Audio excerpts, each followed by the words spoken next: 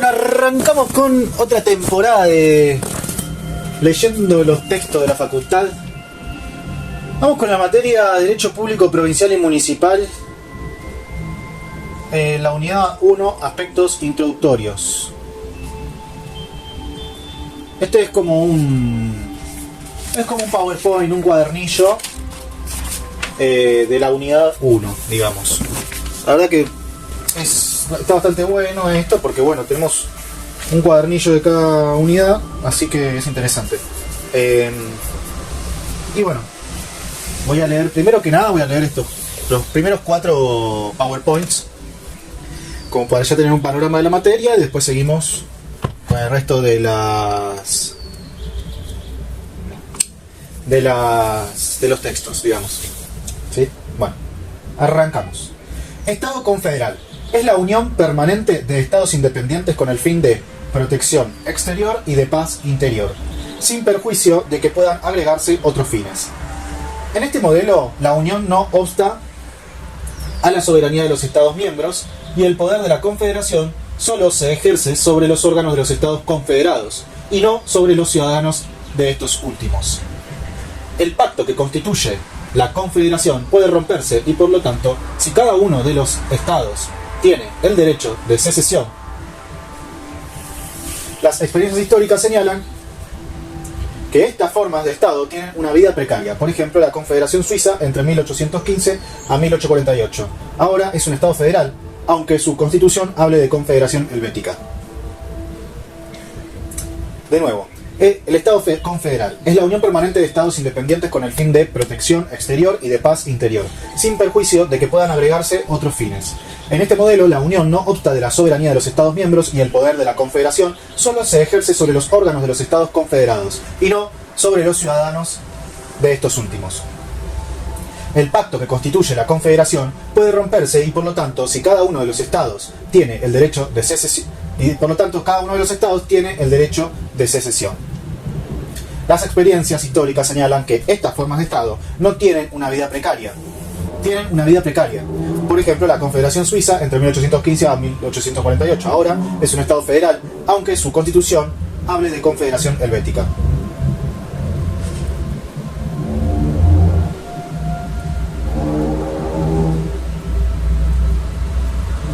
Sería una unión de estados independientes con el fin de protección exterior y de paz interior. No tiene soberanía de los estados miembros y el poder de la confederación solo se ejerce sobre los órganos de los estados confederados y no sobre los ciudadanos. Ok. Sería el feudalismo esto, algo como feudalismo. Me uno por protección, pero hay un condado y cada uno hace la que le pinta. Y los ciudadanos, bueno, pertenecen, pero no tienen poder como soberanía, digamos, soberanía del pueblo, como tenemos acá, como lo que se dice soberanía.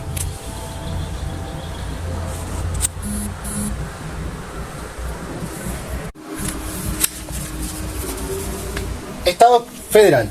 Los estados que lo integran no tienen derecho de secesión, y solo el Estado federal es el titular de la soberanía. La norma vinculatoria es la Constitución que reconoce los principios básicos de organización común y las relaciones de los Estados miembros con el Estado federal. De nuevo, Estado federal. Los estados que lo integran no tienen derecho de secesión, y solo el Estado federal es el titular de la soberanía. Vamos a buscar qué es secesión. La secesión significa que, aunque dentro de un estado federal existen distintos estados, provincias o regiones con autonomía política, administrativa y legislativa, ninguno de ellos puede decidir separarse unilateralmente. Ejemplo, en Argentina las provincias son autónomas, tienen constitución propia, dictan sus leyes, eligen sus autoridades, pero no pueden declarar su independencia ni dejar de ser parte del país. Lo mismo ocurre en otros estados federales como Estados Unidos, México o Brasil. Solo el Estado federal es titular de la soberanía. O sea, la soberanía, es decir, el poder supremo de decisión sobre el territorio, la población y las relaciones exteriores, reside en el conjunto, no en cada unidad. Las provincias o estados federados tienen autonomía, pero no soberanía plena. La soberanía pertenece al Estado federal en su totalidad, que es quien representa a todo el país ante todos los otros estados y quien detenta las competencias fundamentales: moneda, defensa, relaciones exteriores, etc. Yo lo que entiendo igual es que el soberano es el pueblo, ¿no? Porque el Estado federal, ¿quién lo define? El pueblo con su voto, ¿no? O sea, que independientemente de la provincia a la que pertenezcas, vos tenés la posibilidad de votar a tu Estado nacional, digamos. Aparte de votar al de las provincias. No es que se juntan los gobernadores de las 23 provincias y deciden quién va a ser el presidente.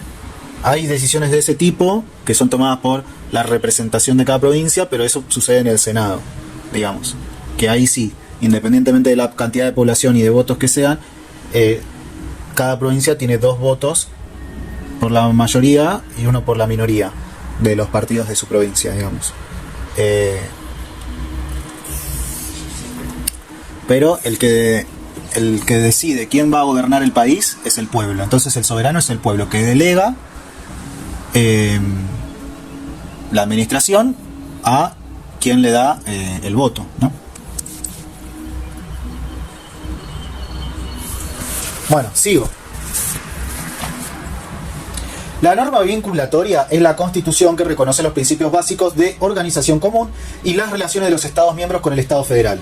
Es característico que la ley fundamental fije, con mayor o menor precisión, la distribución de sus competencias, las competencias exclusivas de los órganos federales, la de los locales y las compartidas. En algunas organizaciones, como los que reconocen comunidades autónomas como España, la norma fundamental y otras leyes prevén el sistema de relaciones entre la administración central y las CCAA y los medios para ejercer el control por parte del poder central. La expresión Estado federal nació en Alemania, pero la primera manifestación histórica se dio en la Constitución de Estados Unidos de 1787. Luego se crearon los Estados federales de Suiza, 1848 y 1874, Argentina, 1853, Alemania, 1871, Brasil y México, etc. Estado federal. ¿Y otro qué era? Bueno, de nuevo Estado federal. Seguimos con Estado federal. Es la forma opuesta al Estado unitario, que centraliza territorialmente al poder del Estado. El federalismo combina 2 fuerzas, la centrípeta y la centrífuga, en cuanto compensa en la unidad de un solo Estado la pluralidad y la autonomía de varios. El Estado federal se compone de muchos Estados miembros, que se llaman provincias, en nuestro caso, organizando una dualidad de poderes, los del Estado federal y los estados locales. Esta dualidad se triplica cuando tomamos en cuenta que cada provincia debe asegurar su nivel municipal. Estado federal. Es la forma opuesta al Estado unitario que centraliza territorialmente al poder del Estado. El federalismo combina 2 fuerzas, la centrípeta y la centrífuga, en cuanto compensa en la unidad de un solo Estado, la pluralidad y la autonomía de varios. El Estado federal se compone de muchos Estados miembros, que se llaman provincias en nuestro caso, organizando una dualidad de poderes, los del Estado federal y los estados locales. Esta dualidad se triplica cuando tomamos en cuenta que cada provincia debe asegurar su nivel municipal.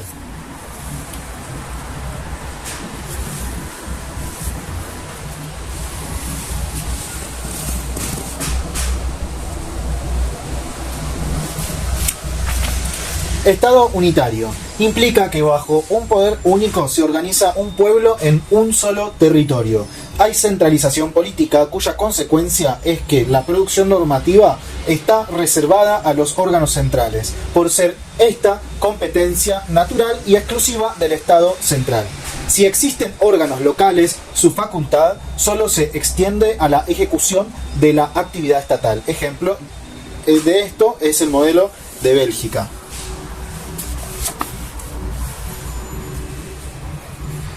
Estado unitario, que bajo un poder único se organiza un pueblo en un solo territorio. Hay centralización política, cuya consecuencia es que la producción normativa está reservada a los órganos centrales, por ser esta competencia natural exclusiva del Estado central. Si existen órganos locales, su facultad solo se extiende a la ejecución de la actividad estatal. O sea, no tienen ni provincias, ni senado, ni nada. El federalismo argentino. El federalismo es producto de una evolución histórica y de hechos que condicionaron su creación. Por un lado, las ciudades que los movimientos españoles de colonización fueron fundando a través de las corrientes del norte, del oeste y del Río de la Plata. Extendieron sus zonas de influencia y prepararon las futuras regiones territoriales que conformaron las provincias. Por otro lado, los órganos de gobierno locales, principalmente los cabildos, proporcionaron al futuro federalismo una base comunal.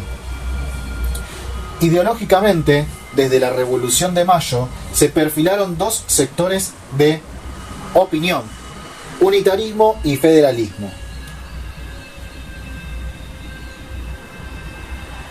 En la fuerza de composición del federalismo se suman una fuerza proveniente del medio físico natural, donde la situación de la Ciudad Autónoma de Buenos Aires funcionó como polo de atracción de las provincias, una fuerza ideológica que es la doctrina federal, con líderes como Artigas, y una fuerza instrumentadora que es el proceso de pactos federales. De nuevo, el federalismo argentino. El federalismo es producto de una evolución histórica y de hechos que condicionaron su creación. Por un lado, las ciudades que los movimientos españoles de colonización fueron fundando a través de las corrientes del norte, del oeste y del Río de la Plata. Extendieron sus zonas de influencia y prepararon las futuras generaciones territoriales que conformaron las provincias. B. Por otro lado, los órganos de gobierno locales, principalmente los cabildos, proporcionaron al futuro federalismo una base comunal. C. Ideológicamente, desde la Revolución de Mayo, se perfilaron dos sectores de opinión: unitarismo y federalismo. D. En la fuerza de composición del federalismo se suman una fuerza proveniente del medio físico natural, donde la situación de la Ciudad Autónoma de Buenos Aires funcionó como polo de atracción de las provincias, una fuerza ideológica, que es la doctrina federal, con líderes como Artigas, y una fuerza instrumentadora, que es el proceso de pactos federales.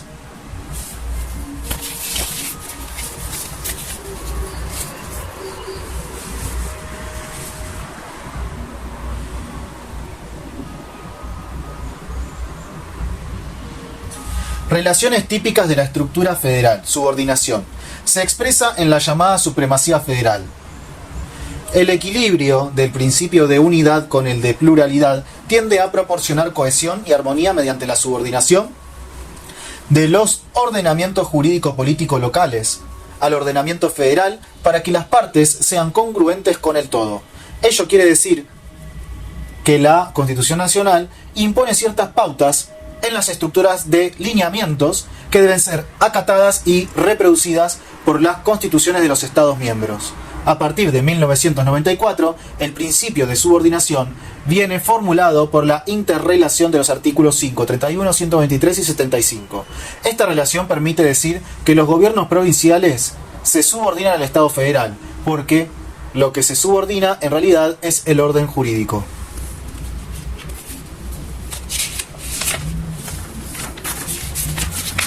Coordinación. Delimita las competencias propias del Estado federal, las provincias. Se trata de distribuir o repartir las competencias que caen en el área del gobierno federal y de los gobiernos locales. Para ello, el derecho comparado presenta diversos sistemas. A. Todo lo que la Constitución Nacional no atribuye al Estado federal se considera reservado a los Estados miembros. La capacidad es la regla. Para estos, la incapacidad es la excepción. En tanto que para el Estado federal ocurre lo contrario, la incapacidad es la regla y la capacidad la excepción. B. Inversamente, todo lo que la Constitución Nacional no atribuye a los Estados miembros se considera reservado al Estado federal, para quien entonces la capacidad es la regla y la incapacidad es la excepción. C.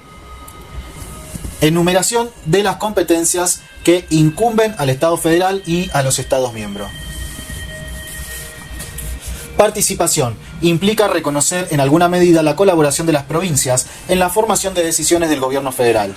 Nuestra Constitución la institucionaliza componiendo dentro del gobierno federal al órgano Congreso con una Cámara de Senadores cuyos miembros representan a las provincias. Nuestro bicamarismo responde pues a la forma federal del Estado. Cabe también incluir con un sentido amplio de la relación de participación todo lo que el llamado federalismo concertado presupone en materia de negociación, cooperación, coordinación y lealtad federal.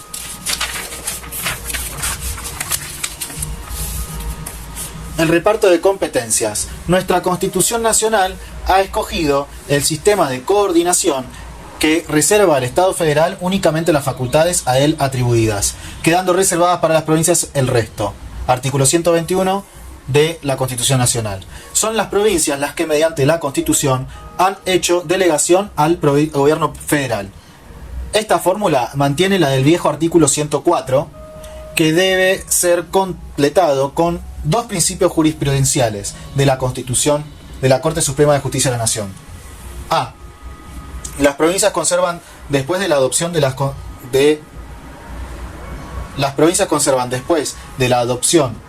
la Constitución todos los poderes que tenían antes y con la misma extensión, a menos de contenerse en la Constitución alguna disposición expresa que restrinja o prohíba su ejercicio.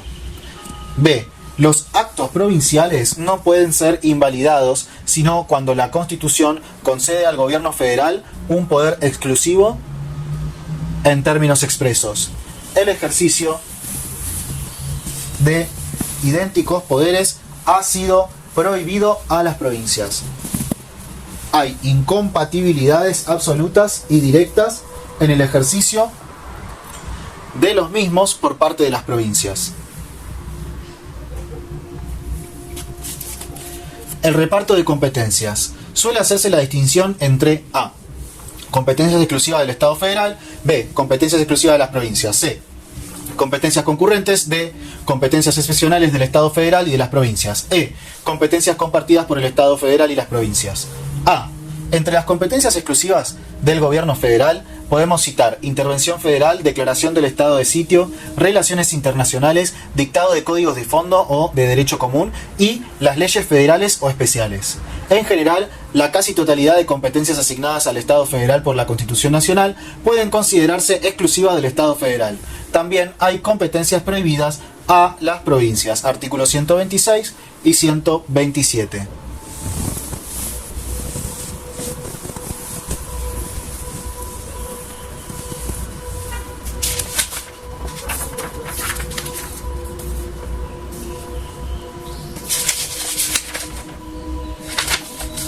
Seguimos con reparto de competencias. B.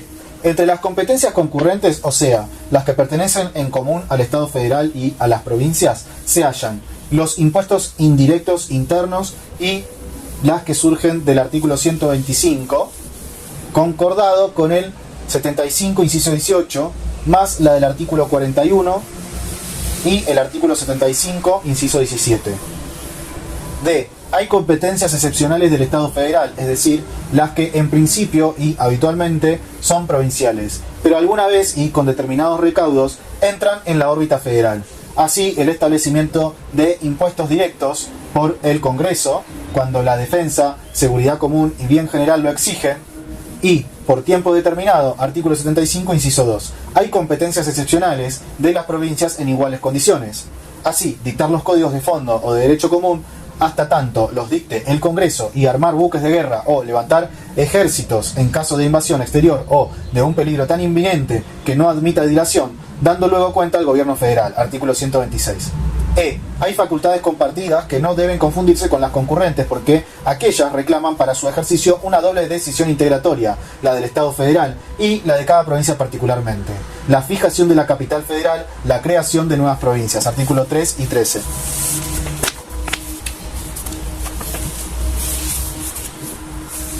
Listo, seguimos con otro título que es Teoría del Gobierno.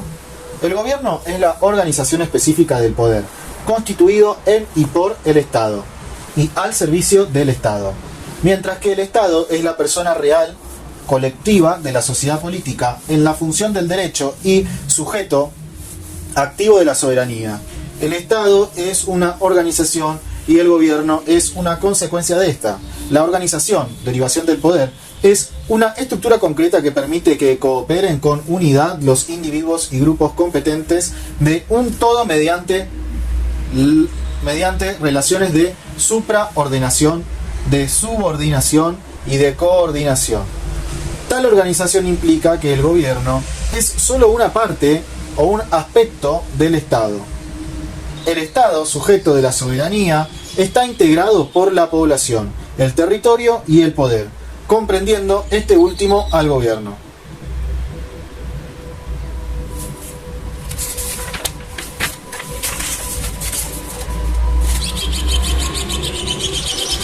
Teoría del gobierno.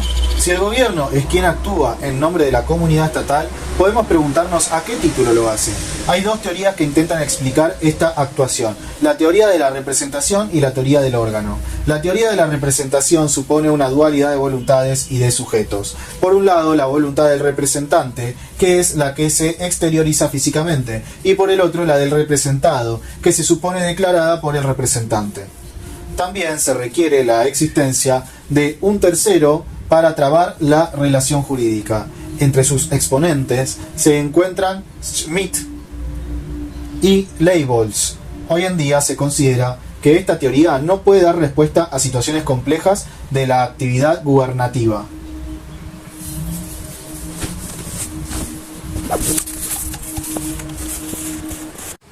De nuevo, teoría del gobierno. Si el gobierno es quien actúa en nombre de la comunidad estatal, podemos preguntarnos a qué título lo hace. Hay dos teorías que intentan explicar esta actuación: la teoría de la representación y la teoría del órgano. La teoría de la representación supone una dualidad de voluntades y de sujetos. Por un lado, la voluntad del representante, que es la que se exterioriza físicamente, y por el otro, la del representado, que se supone declarada por el representante. También se requiere la existencia de un tercero para trabar la relación jurídica. Entre sus exponentes se encuentran Schmidt y Leibold. Hoy en día se considera que esta teoría no puede dar respuesta a situaciones complejas de la actividad gubernativa. Teoría del gobierno. La teoría del órgano, expuesta principalmente por Gierke y aplicada al derecho público por Jelinek, no supone un dualismo de voluntades, sino que expresa un criterio de unidad. El Estado solo existe a través de sus órganos que expresan su voluntad. No hay una voluntad del órgano y otra de la organización. Es el Estado quien actúa en el ámbito de las relaciones jurídicas. Se distinguen así distintos tipos de órganos. A. Directos e indirectos. Los primeros declaran la voluntad del Estado y su desaparición acarrea la desorganización de la comunidad. Los indirectos generalmente son creados por los primeros.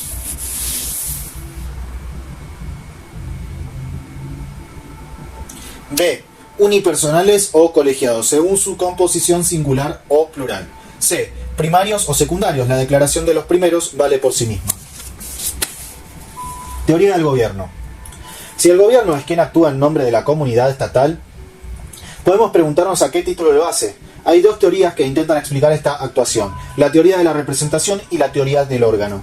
La teoría de la representación supone una dualidad de voluntades y de sujetos. Por un lado, la voluntad del representante, que es la que se exterioriza físicamente, y por el otro, la del representado, que se supone declarada por el representante. También se requiere la existencia de un tercero para trabar la relación jurídica. Entre sus exponentes se encuentran Schmidt, Leibold.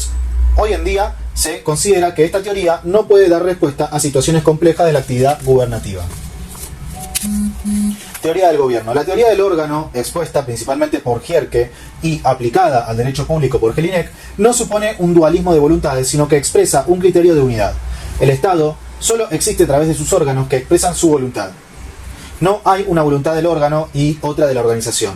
Es el Estado quien actúa en el ámbito de las relaciones jurídicas. Se distinguen así distintos tipos de órganos. A. Directos e indirectos. Los primeros declaran la voluntad del Estado y su desaparición acarrea la desorganización de la comunidad. Los indirectos generalmente son creados por los primeros. B. Unipersonales o colegiados, según su composición, singular o plural. C. Primarios o secundarios. La declaración de los primeros vale por sí misma. Teoría de las formas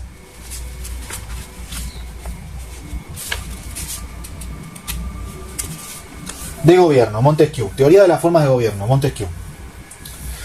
Montesquieu distinguía tres tipos de formas de gobierno. A. Gobierno republicano, que podía ser democrático, poder soberano ejercido por el pueblo, regida por la virtud en sentido cívico y la posibilidad de hacer valer el interés general por sobre el particular, o bien aristocrática. El poder soberano reside en un grupo de personas, regida por la moderación en el uso de la desigualdad. B. Gobierno monárquico, el que ejerce una sola persona, supone una clase noble por nacimiento y la rige el principio del honor. C. Gobierno despótico, es el único tipo de gobierno condenado por este autor. Es el gobierno de uno, pero según su capricho y sin leyes ni reglas. Lo rige el principio del temor que inspira en sus súbditos. Antecedentes de la Constitución Nacional. De suma importancia fue la instrucción de elegir diputados constituyentes por cada ciudad o villa de las provincias del interior para reunirse en Tucumán. En esta ciudad se reuniría el Congreso de 1816, que declarará la independencia de un 9 de julio. El Congreso se trasladó a Buenos Aires y en diciembre de 1817 creó el reglamento provisorio, de tendencia unitaria. Decía que los habitantes de la campaña quedaban privados del derecho de votar en los comicios municipales. La Constitución de 1819. El 20 de abril de 1819 el Congreso sancionó la Constitución, que fue jurada el 25 de mayo de este mismo año. Establecía la división de poderes y sistema bicamerista, y creaba un gobierno centralista con tendencia monárquica. Esta Constitución nunca entró en vigencia. Su fracaso se deduce fácilmente por su unitarismo, que la hacía ajena a la realidad del país, provocando el repudio de las provincias por no respetar sus aspiraciones.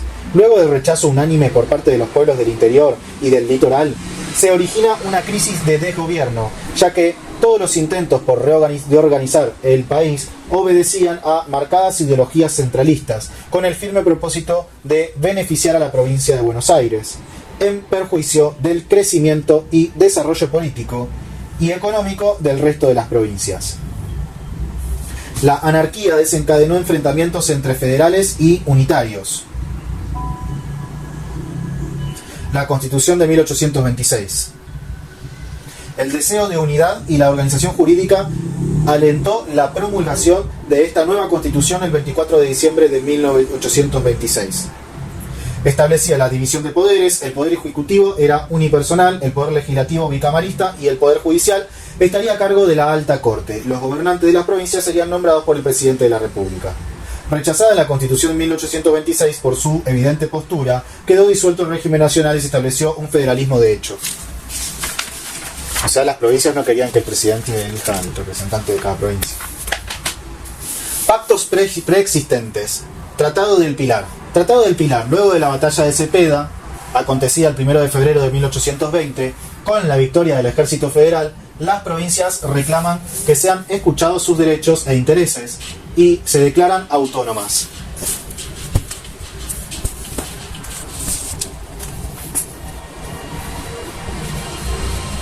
El Tratado de Pilar es firmado el 23 de febrero entre Zarratea, gobernador de Buenos Aires, y dos gobernadores de la Liga Federal, Estanislao López de Santa Fe y Francisco Ramírez de Entre Ríos. Las principales disposiciones del tratado fueron: proclama la unidad nacional y el federalismo como sistema político de Argentina. Convocaba la reunión de un congreso con 3 representantes por provincia para reorganizar el gobierno central. Establecía el fin de la guerra y el retiro de Santa Fe y Entre Ríos de las tropas invasoras a sus lugares de origen. Buenos Aires se comprometía a ayudar a las provincias ante las amenazas brasileñas. Pactos preexistentes. Tratado de Venegas. Tratado de Venegas. Luego de la batalla de Cepeda, para culminar con los conflictos anteriores, la provincia de Buenos Aires firmó un tratado de paz con la provincia de Santa Fe el 24 de noviembre de 1826. Buenos Aires se comprometió a entregar 25.000 cabezas de ganado a Santa Fe como indemnización por los gastos de la guerra. El tratado suponía paz, armonía y buena correspondencia entre las provincias contratantes. La reunión de un Congreso de Diputados en Córdoba para reorganizar el país.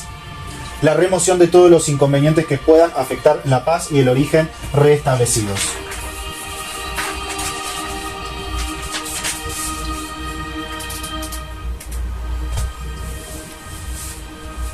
Pactos preexistentes. Tratado del Cuadrilátero. Tratado del Cuadrilátero, firmado el 25 de enero de 1822, entre representantes de las provincias de Buenos Aires, Santa Fe, Entre Ríos y Corrientes. Se buscaba hacer un pacto entre las cuatro provincias ante Buenos Aires, Santa Fe, Entre Ríos y Corrientes.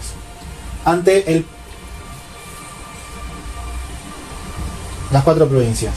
El pacto establecía la paz y unión de las cuatro provincias, necesariamente luego de la derrota del caudillo Ramírez, que en 1821 invadió Santa Fe y Córdoba sin éxito. Una alianza ofensiva-defensiva ante una posible agresión extranjera, especialmente un muy probable ataque portugués desde la banda oriental. La libre navegación de los ríos entre provincias firmantes. Cualquiera de las provincias podría convocar un congreso cuando lo crea conveniente. En mayo de 1827, 10 provincias firmaron el pacto sugerido por Córdoba. El 21 de septiembre de 1827, las provincias de Buenos Aires y Córdoba firmaron un tratado público, precedido de un acuerdo de carácter secreto.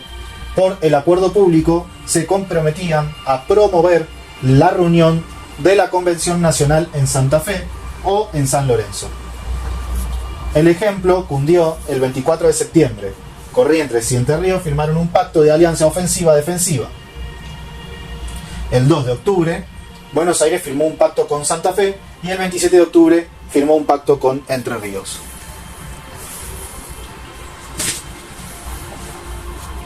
Pactos preexistentes. Pacto federal.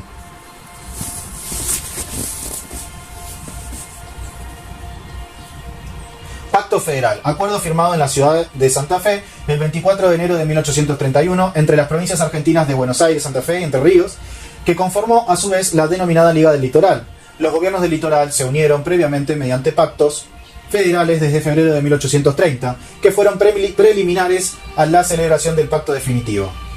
El pacto federal establecía que debía formarse una comisión representativa con sede en Santa Fe, integrada por un representante de cada una de las tres provincias, con las siguientes atribuciones. 1. Celebrar tratados de paz en nombre de las tres provincias expresadas, conforme a las instrucciones que cada diputado tuviera de su respectivo gobierno.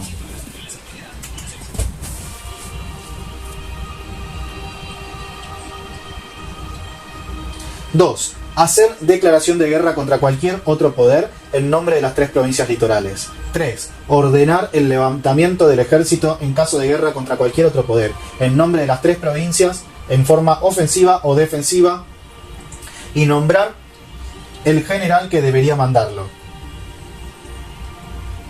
Estas son Buenos Aires, Santa Fe y Entre Ríos, bien unidas. 4. Determinar el contingente de tropa con que cada una de las provincias debería contribuir. 5. Invitar a todas las demás provincias de la República, cuando estuvieran en plena libertad y tranquilidad, a reunirse en federación con las tres litorales y a que, por medio de un Congreso General Federativo, se arreglara la administración del país, bajo el sistema federal, su comercio interior y exterior y la soberanía, libertad e independencia de cada una de las provincias. Además, se comprometían a no firmar tratados por separado con otras provincias y a no otorgar asilo a ningún criminal que buscara refugio en una al huir de la otra. Declaraba además libre el tránsito interprovincial. Por un tratado adicional, pero de carácter reservado, se establecía que Buenos Aires pagaría las contribuciones de guerra para fomentar el equipo y apresto de fuerzas con que cada uno contribuyera, ya que Santa Fe y Entre Ríos no podían hacerlo. Tras la derrota de la Liga Unitaria, las demás provincias fueron adhiriéndose y se consideró que el momento de la reunión del Congreso había llegado, pero la organización constitucional no se llevó a cabo por la oposición del gobierno de Rosas y el Congreso fue postergado indefinidamente.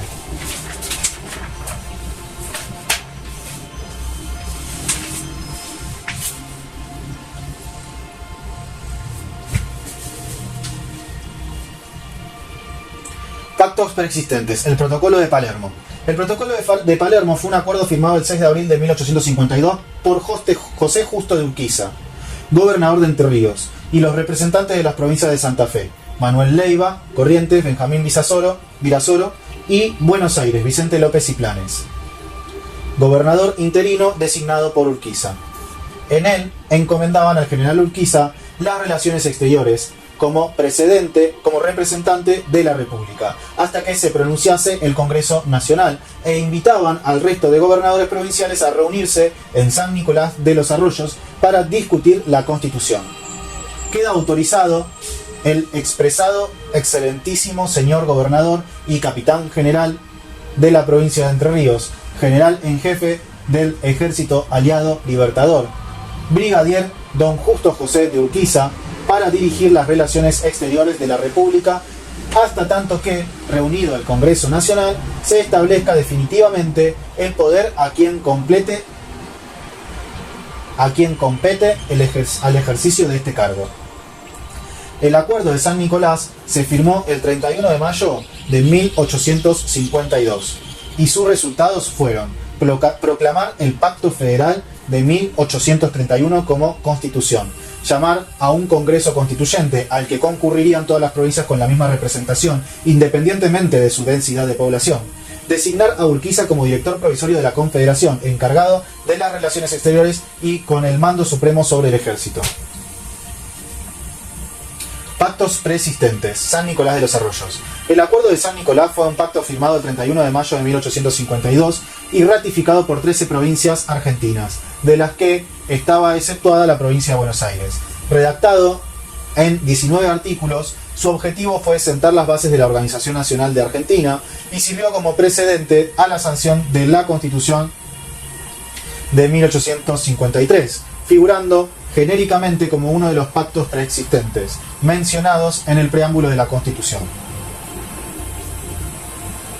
El acuerdo nombró a Justo José de Urquiza como director provisorio de la Confederación Argentina, estableció la vigencia del Pacto Federal de 1831 y dispuso la reunión de un Congreso General Constituyente en la ciudad de Santa Fe.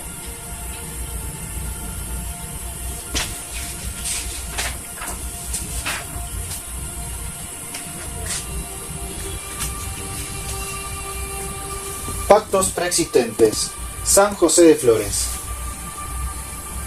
El Pacto de San José de Flores, a veces denominado también Pacto Unión San José de Flores, Pacto de Unión Nacional, Convenio de Unión o Pacto de Familia, fue un convenio de paz y unión, firmado entre la Confederación Argentina y el Estado de Buenos Aires el 11 de noviembre de 1859, luego de la victoria de la Confederación en la Batalla de Cepeda. Mediante el pacto, la provincia de Buenos Aires se declaró parte de la Confederación Argentina y se comprometió a aceptar la Constitución de 1853, luego de que una convención constituyente especial analizara las reformas propuestas por la provincia. Aún sin mencionar expresamente la eventual federalización de la ciudad de Buenos Aires, que disponía la Constitución de 1853, el pacto reconoció la integridad territorial de la provincia, aceptando que cualquier división de la misma debía ser consentida por la legislatura provincial. El Pacto de San José de Flores fue complementado pocos meses después por el Convenio Complementario del 6 de junio de 1860 y ejecutado el 25 de septiembre de dicho año. Al realizarse la reforma constitucional de 1860, ratificada por Buenos Aires el 21 de octubre del mismo año, en 1861, una nueva guerra entre la Confederación Argentina y el Estado de Buenos Aires finalizó con la victoria de los porteños en la batalla de Pavón, del 17 de septiembre, causando el derrocamiento de las autoridades nacionales y la toma de facto del poder de la Confederación por el hasta el momento gobernador del Estado de Buenos Aires, Bartolomé Mitre, reunificándose así ambos estados definitivamente.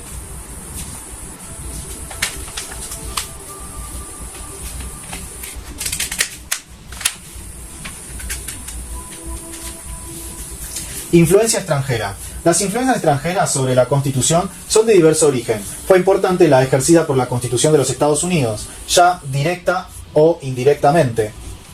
Gutiérrez y Gorostiaga declararon la discusión del proyecto de Constitución en el Congreso, que estaba él vaciando en el molde de la Constitución de los Estados Unidos, único modelo de verdadera federación que existe en el mundo. Carlos Sánchez Viamonte aclara que el federalismo norteamericano no podía, sin embargo, ser adoptado totalmente en la diferente forma en que los Estados Unidos y la Argentina entraron en su vida independiente. Mientras que los estados norteamericanos intervinieron en la emancipación ya organizados y con personalidad política, y nuestras provincias surgieron en su mayor parte de la autoridad del gobierno central, indica al mismo tiempo 7 semejanzas y 17 diferencias entre ambos federalismos. Bueno. 7 semejanzas y 17 diferencias.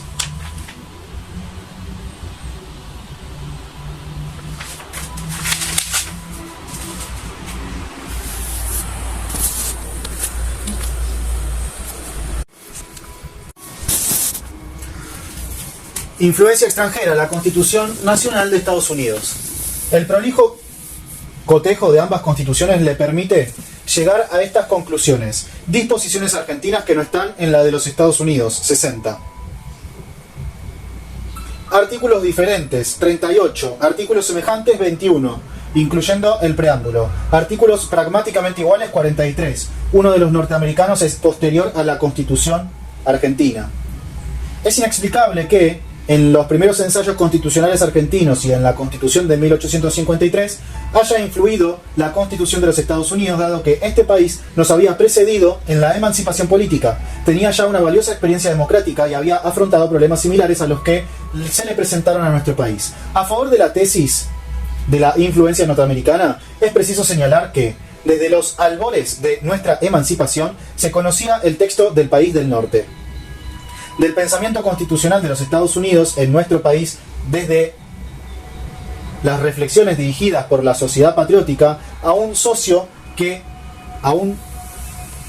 esta, de fecha 13 de octubre de 1812, ya al menos se tenía conocimiento, al igual que la Constitución venezolana de 1811. La decisión de imitar como modelo el texto norteamericano comienza con un proyecto redactado en 1813 y que constituye una traducción mezclada entre los artículos de la Confederación y la Constitución de Filadelfia.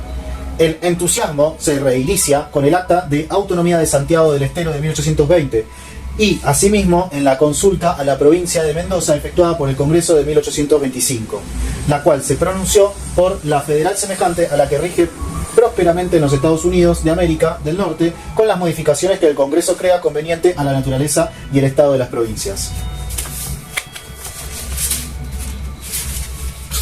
El pensamiento de Juan Bautista Alberdi. El significado y la finalidad de la política demográfica que propone Alberdi en su libro Bases y Puntos de Partida para la Organización Política de la República Argentina, conocido como Las Bases, es la organización para poblar la nación mediante la promoción de inmigración europea, especialmente de anglosajones, alemanes, suecos y suizos. En su opinión, así se crece como Estado, se llama al progreso y a la civilización. Hay que buscar un sistema de organización conveniente para obtener la población, con pobladores capaces de industria y libertad para educar sus pueblos en la industria y en la libertad práctica. Necesitamos constituciones, necesitamos una política de creación de población, de conquista sobre la soledad y el desierto. El método para fomentar la inmigración es por un sistema grande, largo y desinteresado, con la libertad prodigada por franquicias que hagan olvidar su condición al extranjero, persuadiéndole de que habita su patria, facilitando sin medida ni regla todas las miras legítimas, todas las tendencias útiles. Todo esto es posible con tolerancia religiosa, libre culto, pero hay que lograr que todo el territorio sea poblado y los medios para lograrlo son el ferrocarril, la libre navegación interior y la libertad comercial. Igualmente, la legislación civil y comercial no debe rechazar al extranjero que la Constitución atrae. Es preciso que el derecho administrativo no sea un medio falaz de eliminar y escamotear las libertades y garantías constitucionales. El derecho civil debe dar facilidades y a la industria y al comercio, simplificando las normas y reduciendo los requisitos de la adquisición y transmisión de la propiedad. La legislación debe retocarse en beneficio de la seguridad, moralidad y brevedad de los negocios mercantiles.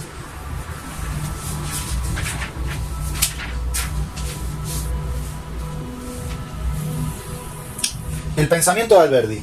Alberdi propone como forma apropiada de Estado para nuestro país la forma republicana federativa. Pero la federación no es una simple alianza, sino que significa liga, unión, vínculo. Esto es diferente a la unidad pura idea que debe ser abandonada de buena fe, no por vía de concesión, sino por convencimiento. La descentralización política y administrativa es esencial para que la soberanía local se valga por sí misma. Una simple federación excluye la idea de un gobierno general y común a los confederados, la idea de nacionalidad o fusión, pues toda alianza deja intacta la soberanía de los aliados. Será pues nuestra forma normal un gobierno mixto, consolidable en la unidad de un régimen nacional divisible y dividido en gobiernos provinciales limitados, como el gobierno central, por la ley federal de la República. Es practicable y debe practicarse en la República Argentina la federación mixta o combinada con el nacionalismo. La Constitución para Alberdi debía incluir los siguientes puntos. Debía proteger el culto católico, pero asegurar la libertad de cultos para que todos los extranjeros pudieran sentirse cerca de su Europa. Esto no se lograría realizando tratados de amistad con los estados europeos, como el realizado por Inglaterra el 2 de 1825. Asimismo, los intereses económicos son los primeros que se deben proteger en la Constitución, ya que la industria, el comercio marítimo y terrestre son esenciales para el desarrollo y el crecimiento de la población en nuestro país. La paz y el orden interior son otros de los grandes fines que debe tener en vista la sanción de la Constitución argentina. La paz por sí misma es tan esencial al progreso de estos países en formación y desarrollo. El pensamiento de Juan Bautista Alberdi. En relación a la ubicación donde debía instalarse la capital federal, Alberdi opinaba en un principio que debía ser en Buenos Aires por diferentes motivos, pero él mismo se retracta de tal opinión dando diferentes razones para que Buenos Aires no sea la capital del estado, sino que propone fijarla en Paraná, cuna de la libertad fluvial, en que reposa solo el sistema del gobierno nacional argentino. Los antecedentes históricos que llevaron a que Buenos Aires fuera considerada capital de la nación, en el capítulo 26 de las bases de Alberdi los enuncia para justificar el porqué de su elección anterior para la capital y para la nueva opción. En primer lugar, se refiere al origen transatlántico de la civilización anterior y la prosperidad futura de los pueblos argentinos. Convenía hacer capital del país al único punto del territorio argentino en que en aquel tiempo era accesible al contacto con Europa. Ese punto era Buenos Aires, en virtud de las leyes de la antigua colonia española que se conservaban intactas respecto de la navegación fluvial. Se opinaba que, habiendo sido Buenos Aires la capital secular del país bajo todos los sistemas de gobierno, no estaba en la mano del Congreso el cambiarla de situación. Que esa ciudad era la más digna de ser residenciada del gobierno nacional por ser la más culta y populosa de todas las ciudades argentinas. El pensamiento de Juan Bautista Alberdi. La libertad de navegación fluvial fue proclamada por el general Urquiza, jefe supremo de la Confederación Argentina, el 28 de agosto y 3 de octubre de 1852. Hizo que Buenos Aires perdiera el privilegio de ser el único punto accesible al contacto directo del mundo exterior. Esta libertad fluvial significó la apertura de los puertos de las provincias al comercio directo de Europa, es decir, a la verdadera libertad de comercio. Por ese hecho, las demás provincias litorales adquirirán la misma aptitud y competencia para ser capital de la República. A pesar de ese cambio, el Congreso Constituyente declaró a Buenos Aires en 1853 capital de la Confederación Argentina, respetando el antecedente de haber sido esa ciudad capital normal del país bajo dos sistemas de gobierno, colonial y republicano. Siguiendo este artículo, se puede entender que el Congreso tiene la facultad de cambiar la ubicación de la capital federal, ya que es el encargado de fijar y crear nuevas provincias y de determinar por una legislación especial la organización, administración y gobierno que deben tener los territorios nacionales, que queden fuera de los límites que se asignen a las provincias.